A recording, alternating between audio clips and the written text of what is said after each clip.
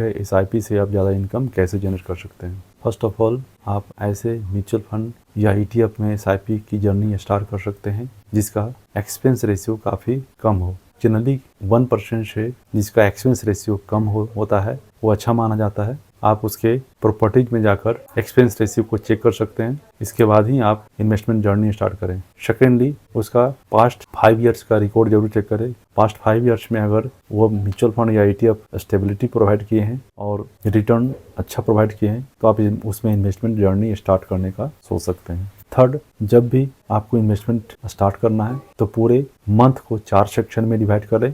पूरे जो मंथ में एसआईपी के माध्यम से इन्वेस्टमेंट करना है उस एसआईपी की राशि को 4 भाग में डिवाइड करके उसमें वीकली इन्वेस्टमेंट करें। फॉर एग्जांपल 16,000 आपको मंथ में इन्वेस्टमेंट करना है, आप 4 से डिवाइड किए, 4,000 वीकली आया। उस 4,000 रुपया को सप्ताह के 5 दिन मीन्स एक सप्ताह में 5 दिन मार्केट ओपन रहता है, 5 दिन में वॉच करें। जब भी आपको 0.5% से लेकर 1% का फॉल दिखता है आप आंख बंद करके उस म्यूचुअल फंड या ईटीएफ में इन्वेस्टमेंट कर दें। 0.5% से लेकर 1% का फॉल नहीं मिले, ऐसा हो सकता है। वैसे केस में आप वेट करें, अगेन नेक्स्ट वीक में चेक करें, फिर भी वहाँ नहीं मिलता है 3rd वीक में भी चेक करें। अगर 3rd वीक में 0.5% से 1% के बीच कभी भी फॉल मिलता है आप तीनों एक मुश्त में 12,000 रुपये इन्वेस्टमेंट कर दें। अगेन एक सप्ताह और बचा, उसमें आपको 0.5% से लेकर 1% का फॉल मिले चाहे ना मिले आपको 4,000 रुपये इन्वेस्टमेंट कर देना है। तो पूरे चारों सप्ताह में आपको 16,000 का इन्वेस्टमेंट हो गया।